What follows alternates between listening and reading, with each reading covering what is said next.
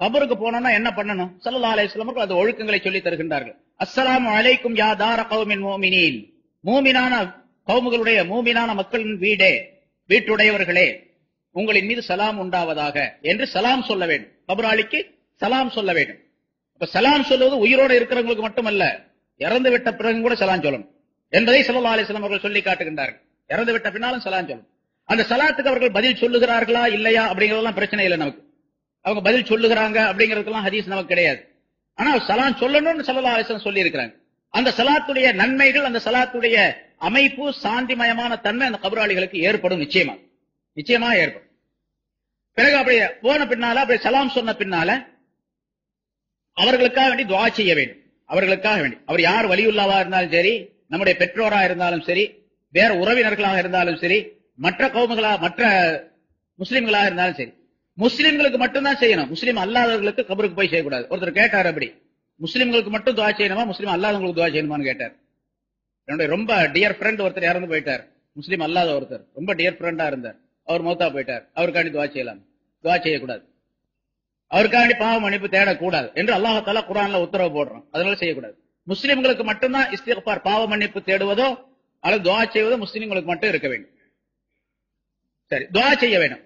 கபரிஸ்தானுக்கு போய் அல்லாஹ் தஆலா இடத்தில் துஆ செய்யறதே தவிர கபர்ல இருக்கக்கூடியவர்களிடத்துல கேட்டு துஆ செய்யறதோ அல்லது அவங்கள துஆ செய்யும்படியாக கேட்டுக்கொள்றதோ அல்ல. யா அல்லாஹ், இவருடைய இந்த கபரில இருக்கக்கூடிய என்னுடைய பெற்றோர், என்னுடைய தாயோ தந்தையோ மற்றவர்களோ, அவர்களுடைய பாவத்தை நீ மன்னிப்பாயாக, அவர்களுக்கு நீ அருள் செய்வாயாக, அவர்களுக்கு உன்னுடைய ஜன்னத்தை தருவாயாக, நரகத்தை விட்டு அவர்களை பாதுகாப்பாயாக, உன்னுடைய ரஹமத்தை நீ வழங்குவாயாக, உன்னுடைய நெருக்கத்தை கொடுப்பாயாக என்றெல்லாம் துஆ செய்ய வேண்டும். இப்படித்தான் துஆ செய்யணுமே தவிர அங்க போயிட்டு கபூராளிகளை பார்த்து அவர் வலியுல்லாவா இருக்காருன்னு வச்சுங்க, ஒரு தர்கா இருக்கு, அந்த தர்காவில் வலியுல்லா ஒருத்தர் அடங்கி இருக்காருன்னு வச்சுங்க, அவர்கிட்ட போய் வலியுல்லா அவர்களே நீங்க எனக்கு துஆ செய்யுங்க, நீங்க எனக்கு சொர்க்கத்தை வாங்கித்தாங்க, நரகத்தை விட்டு எனக்கு காப்பாத்துங்க, எனக்கு அதை கொடுங்க இதை கொடுங்க, கடையில வியாபாரம் நடக்கிறதுக்கு துஆ செய்யுங்க அப்படிலாம் அங்க போய் கேட்க கூடாது. அவங்கள்ட்ட போய் கேட்கறது இல்ல, நம்ம அல்லாஹ் தஆலா இடத்தில் கேட்க வேண்டும், அவர்களுக்காக வேண்டும். அப்படி கேட்பதின் காரணமாக நமக்கும் சேர்த்து அந்த பலன்களை அல்லாஹ் தஆலா வழங்கும். நம்ம என்ன கேட்கிறோமோ அவருக்காக வேண்டி அதை நமக்கும் அல்லாஹ் தஆலா கொடுத்துரும். அவருடைய பாவம் மன்னிக்கப்பட்டு விட்டால் நம்முடைய பாவங்களும் மன்னிக்கப்படும். அவருக்கு அருள் புரியப்பட்டால் நம்முடைய அல்லாஹ் தஆலா நமக்கும் அருளை புரிவார், அருளை செலுத்துவான். அதனால அவர்களுக்காக மன்னிப்பு கேட்க வேண்டும். அவ்வளவுதான் செய்யலாமே தவிர பிறகு அங்க போய் பத்தி கொளுத்தி வைக்கிறது, சாம்பிராணி போடுறது, சந்தனம் பூசுறது, கபர் மேல தண்ணி ஊத்துறது, பூ போடுறது, உட்கார்றது, அழுகிறது, புரள்றது எல்லாம் கூடாது. எல்லாமே ஹராம் ஷிர்கான காரியங்கள். அது பூரா சந்தனம் பூசுறதோ பூ போடுறதோ. சில பேர் பூவை எடுத்துட்டு போவாங்க, பாவம் இருக்கிறவங்களுக்கே பூவை காணும், உயிரோட இருக்கிறவங்களுக்கு. அவர் மௌத்தா போய் பாவம் அவர் என்ன பண்றாருன்னே தெரியல உள்ள. அவருக்கு போய் மேல கபரு மேல கொண்டு போய் பூவை போட்டு மறுநாள் காலையில போய் பார்த்தா எல்லாம் வாடி போய் வதங்கி போய்க்கிறது. ராத்திரிக்கு போட்டுறாரு, மறுநாள் காலையில போய் பாக்குறாரு வாடி போயிருக்கா, இவரே எடுத்து கசக்கி குப்பை தொட்டியில போட்டுறாரு. நீதான்ப்பா போட்ட, ஏன்பா அதை கசக்கிற அப்படின்னு கேட்டா அதே காஞ்சி போச்சு, இன்னும் காயாம அப்படி பச்சையாவா இருக்குது பூ போட்டா. அவருக்கு என்ன பூவா கேட்டாரு? கபர்ல இருக்கிறவரு. உலகத்தில் இருக்கும்போது பொம்பளையா இருந்தா தான் பூ வச்சுக்கிறாங்க, மௌத்தா போன பிறகு ஆம்பளைக்கு சேர்த்து பூ போடுறாங்க. நம்ம நாட்டுல சொல்றாங்களா காதல பூ சுத்துறாங்க அப்படின்னு சொல்லிட்டு அது மாதிரி சுத்துறாங்க. இதெல்லாம் மார்க்கத்துல இல்லாத விஷயங்கள், பிதாத்தான காரியங்கள். பிதாத் மட்டுமல்ல ஷிர்கான காரியங்கள். இதெல்லாம் அதெல்லாம் செய்யக்கூடாது. துஆ மட்டும் செய்யலாம், அது கபருக்கு போய்தான் செய்யணும், கட்டாயம் கிடையாது. செய்யறது நல்லது, அவ்வளவு. இங்க இருந்தே செய்யலாம். துஆ செய்ய வேணும், அவர்களுக்காக வேண்டி செய்யணும். ஸல்லல்லாஹு அலைஹி வஸல்லம் அவர்கள் சொல்லுகிறார், ஆனா துஆ செய்யணும் கண்டிப்பா, துஆ செய்யாம இருக்கக்கூடாது. ஸல்லல்லாஹு அலைஹி வஸல்லம் அவர்கள் கபரில் இருக்கக்கூடியவர்கள் உயிரோடு இருக்கக்கூடியவர்களிடத்திலிருந்து ஹதியாக்களை எதிர்பார்த்துக் கொண்டிருக்கின்றார்கள். அவங்கள்ட்ட ஹதியாக்கள் ஏதாச்சும் வராதா அப்படின்னு எதிர்பார்த்துக்கிட்டே இருக்கிறாங்க. ஸல்லல்லாஹு அலைஹி வஸல்லம் ஒரு உதாரணத்தை சொல்லுகின்றார்கள். மல் மையித்து ஃபில் கபரி இல்லா கல் கரீகில் முத்தகவ்விசி. கபரில் இருக்கக்கூடிய ஒரு மையத்தானது ஒரு மனிதன் தண்ணீரிலே விழுந்து மூழ்கி கொண்டிருக்கின்றான். ஆனா நீச்சல் தெரியாதவன், நீச்சல் தெரியாது, தண்ணீர்ல விழுந்துட்டான். காப்பாத்துறதுக்கு அபய குரல் எழுப்புகின்றான். யாராவது காப்பாத்துங்களேன், தண்ணியில விழுந்துட்டேன் காப்பாத்துங்களேன்னு சத்தம் போடுறான். இப்ப தண்ணியில விழுந்து நீச்சல் தெரியாத ஒரு மனிதன் எப்படி அபய குரல் எழுப்பி மற்றவர்களை உதவிக்கு அழைத்துக் கொண்டிருக்கின்றான், அதுபோன்று கபரில் இருக்கக்கூடிய மையத்து இருக்கின்றது என்பதாக குறிப்பிடுகின்றார். யாராவது எனக்கு ஏதாச்சும் கொடுக்க மாட்டீங்களா அப்படின்னு கேட்டுக்கிட்டே இருக்கிறாங்க. ஏதாச்சும் கொடுக்க மாட்டீங்களா? ஏதாவது ஹதியாக்கள் அனுப்பி வைங்க. அந்த ஹதியாக்களின் காரணமாக என்னுடைய குற்றங்கள் மன்னிக்கப்பட்டு எனக்கு நல்ல நிலைமை ஏற்படட்டும் என்பதால் ஒரு பெரியார் குறிப்பிடுகின்றார். ஒரு கபிரிஸ்தான் பக்கம் நான் போனேன். அந்த இடத்துல கொஞ்ச நேரம் உட்கார்ந்து அப்படியே தூங்கிட்டேன். அது ஒரு வெள்ளிக்கிழமை இரவு தூங்கிட்டேன். தூங்கின பிறகு பார்த்தா கனவுல அந்த கபரில் இருக்கக்கூடியவர்கள் எல்லாம் எந்திரிச்சு வர்ற மாதிரி ஒரு இது காட்சி. அதுல பல பேர் வெளியிருந்து தாம்பாளங்கள்ல நிறைய அவர்களுக்கு பழங்கள் அது இதெல்லாம் பொருள்கள் எல்லாம் கொண்டு வந்து ஹதியாவை கொண்டு வந்து கொடுக்குறாங்க.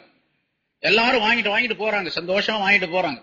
ஒரே ஒரு வாலிபன் மட்டும் என்ன பண்றான், பேசாம கவலையோடு உட்கார்ந்து இருந்தான். அவனுக்கு யாரும் எதுவும் கொடுக்கல. நான் அந்த பையன் அந்த வாலிபர் பக்கத்துல போய் நான் கேட்டேன், நீ ஏன்பா தனியா உட்கார்ந்து இருக்க, உனக்கு யாரும் ஹதியாலாம் கொடுக்கலையா அப்படின்ட்டு. இல்ல எனக்கு யாரும் கொண்டு வரல, யாரும் எனக்கு கொடுக்கல. இப்படி தினந்தோறும் நடந்துகிட்டு இருக்குது, அல்ல வாரந்தோறும் நடந்துகிட்டு இருக்குது. அவங்களுக்கு எல்லாம் ஹதியா வருது, வாங்கிட்டு போறாங்க, எனக்கு ஒருத்தரும் கொண்டு வந்து கொடுக்கறதே இல்ல என்று அந்த வாலிபன் சொன்னான். நீ யாரு அப்படின்னு சொல்லி நான் கேட்டேன் அந்த வாலிபன். அப்ப நான் இன்ன குடும்பத்தை சேர்ந்தவன், என்னுடைய தாயார் இருந்தாங்க, நான் இறந்து போகும்போது என்னுடைய தாயார் இருந்தாங்க. என்னுடைய தாயார் வேறொரு கணவனை திருமணம் செய்து கொண்டு என்னை கவனிக்காம விட்டுட்டாங்க. அதனால என்னை பற்றிய நினைப்பு அந்த தாயாருக்கு இல்ல, அதனால எனக்கு எந்த ஹதியாக்களும் வருவதில்லை அப்படின்னு சொன்னாங்க. அந்த வாலிபர் சொன்னாரு, இந்த மாதிரி எனக்கு தாயார் இருந்தார், 2வது கல்யாணம் பண்ணிட்டு என்ன மறந்துட்டாங்க அப்படின்னு சொல்லிட்டு. நான் திடீர்னு முழிச்சுக்கிட்டேன். அந்த பெரியவர் சொல்றாரு, நான் முழிச்சுக்கிட்டேன். அவர் சொன்ன அடையாளங்களை வைத்து நான் அந்த வீட்டுக்கு போனேன். என்னுடைய வீடு நீங்க இருக்குது, இந்த இடத்துல இருக்கு அப்படின்லாம் சொன்னார். அதனால அந்த வீட்டுக்கு போனேன். வீட்டுல போய் கதவை தட்டி, உங்களுக்கு ஒரு மகன் இருந்தாரா, ஒரு பெண்ணு வந்து திறந்தாங்க, உங்களுக்கு மகன் இருக்கிறாரான்னு கேட்டேன். குழந்தைகள் இருக்காங்க. இல்ல எனக்கு எந்த குழந்தையும் கிடையாது அப்படின்னு சொல்லிட்டு அந்த பெண்ணு சொல்லிச்சு. நல்லா யோசனை பண்ணி பாருங்க, குழந்தை இல்லைன்னு சொல்றீங்களா, இந்த வீடு தானே அடையாளம் சொல்லப்பட்டது எனக்கு அப்படின்னு. யார் அடையாளம் சொன்னாங்க அப்படின்னு. இல்ல நான் இந்த மாதிரி அவருக்கு நடந்த அந்த கனவு நிகழ்ச்சியை சொல்லி காட்டினார். இந்த மாதிரி நீங்க 2வது கல்யாணம் பண்ணிட்டு பையனை மறந்துட்டதாக சொன்னேன், இன்னும் நிகழ்ச்சி ஏற்பட்டிருக்கு, அந்த உங்களுடைய மகன் வந்து இந்த மாதிரி கவலையாக ஆக்கப்பட்டிருக்காரு, அவருக்கு யாரும் ஹதியா கொடுக்கறது இல்ல, அவருக்கு ஒரு நல்ல சூழ்நிலை ஏற்படுறது இல்லை அப்படின்னு சொல்லி சொன்ன உடனே அந்த பெண் அழ ஆரம்பிச்சுட்டாங்க. அழ ஆரம்பிச்சோன்னா, உண்மைதான் ஷேக் அவர்களே, நான் வந்து தவறாக சொல்லிட்டேன், என்னுடைய குழந்தைய நான் மறந்துட்டேன், என்னுடைய மகனை மறந்துட்டேன், கல்யாணம் பண்ணதுனால இந்த உலக வாழ்க்கையில நான் ஈடுபட்டு இருந்துட்டேன், இப்ப என்ன செய்யணும் அப்படின்னு சொல்லி. அப்ப இவர் சொன்னாரு, அந்த உங்களுடைய மகனுடைய பெயரால ஏதாவது ஒரு தர்மம் செய்யுங்க, சதக்கா செய்யுங்க, அல்லாஹ்தால அவருடைய காரியத்தை லேசாக்கி வைப்பான் அப்படின்னு நான் சொன்னேன்.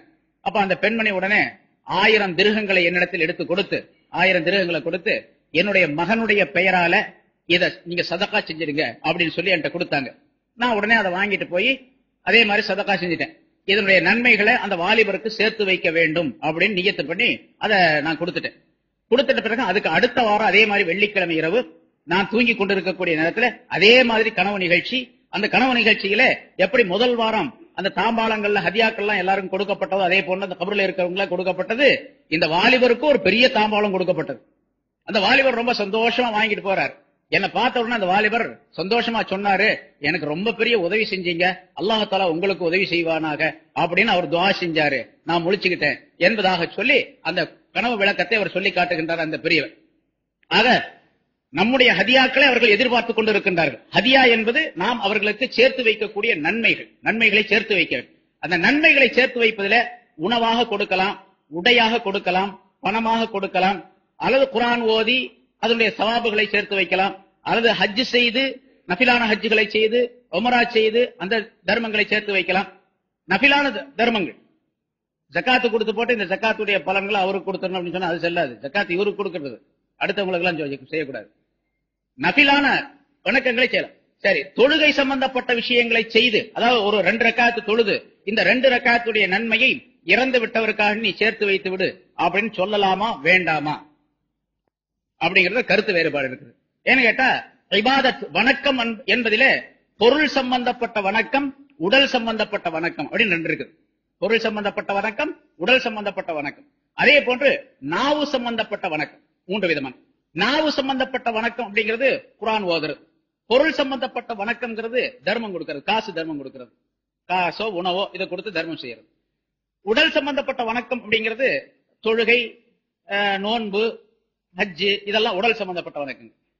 இந்த இந்த மாதிரி வணக்கங்கள் 3 விதமான வணக்கங்களும் இறந்தவர்களுக்கு போய் சேருமா, அல்லது 3லே வேறு ஏதாவது ஒன்றுதான் சேருமா, அல்லது 2 சேருமா அப்படிங்கறது கருத்து வேறுபாடு. சொல் சம்பந்தப்பட்ட பொருள் சம்பந்தப்பட்ட வணக்கங்கள் அவர்களை போய் சேரும் என்பதில் கருத்து வேறுபாடு கிடையாது. உடல் சம்பந்தப்பட்ட வணக்கம் போய் சேருமா சேராதா அப்படிங்கிறது கருத்து வேறுபாடு இருக்கு. சிலர் கூடுங்கிறாங்க, சிலர் கூடாங்க. அதான் நஃபில் தொழுகை 2 ரக்காத் தொழுது அந்த நன்மையை சேர்த்து வைக்கிறது. அது கூடுமா கூடாதா அப்படின்னு. அப்ப அதை விட்டுருவோம். அந்த பிரச்சனைக்கு கருத்து வேறுபாடு இருக்கக்கூடிய பிரச்சனைக்கு போக வேண்டாம். நம்ம கருத்து வேறுபாடு இல்லாத பிரச்சனை தர்மம் செய்து அந்த தர்மத்தை அவர்களுக்கு சேர்த்து வைப்பு, நன்மையை சேர்த்து வைப்பு. குர்ஆன் ஓதி ஒரு ஸலவாத்து ஓதி அந்த ஸலவாத்தை அவர்களுக்கு நன்மையை சேர்த்து வைப்பு. ஸலவாத்தும் சரி. ஒரு கபர் இதே மாதிரி ஒரு பெரியார் கனவு கண்டார். கபரில் இருக்கக்கூடியவர்களுக்கு எல்லாம் பெரிய சந்தோஷம், மகிழ்ச்சிகரமா இருந்தாங்க. என்ன இவ்வளவு மகிழ்ச்சியா இருக்கிறீங்க, என்ன விஷயம் அப்படின்னு சொல்லி கேட்டாங்க. போன தடவை உங்களை பார்த்தா இப்படி மகிழ்ச்சியா இல்லையா, இந்த தடவை ரொம்ப மகிழ்ச்சியா இருக்கிறீங்களே, சந்தோஷமா அப்படின்னு சொல்லி கேட்டாங்க. இல்ல, இங்க நாங்க இருக்கக்கூடிய இந்த கபிரிஸ்தான் பக்கம் ஒரு நல்லடியார் ஒருவர் வந்தார். அவர் ரசூலுல்லாஹி ஸல்லல்லாஹு அலைஹி வஸல்லம் அவர்கள் மீது ஒரு ஸலவாத்து ஓதினார். அந்த ஸலவாத்துடைய நன்மைகளை எங்களுக்கு எல்லாம் கொடுத்துட்டார். ஒரு ஸலவாத்து ஓதி எல்லாத்துக்கும் கொடுத்தாரு. அதனால அந்த ஒரு ஸலவாத்தினுடைய நன்மைகளை கொண்டு எங்களுக்கு இவ்வளவு மகிழ்ச்சி ஏற்பட்டு இருக்கின்றது அப்படின்னு சொன்னார். அப்ப ஒரு ஸலவாத்து ஓதாலும் கூட அந்த நன்மையை சேர்த்து வைக்கும் போது, நியத்து செய்யும் போது அது நன்மைகள் சேருகின்றன.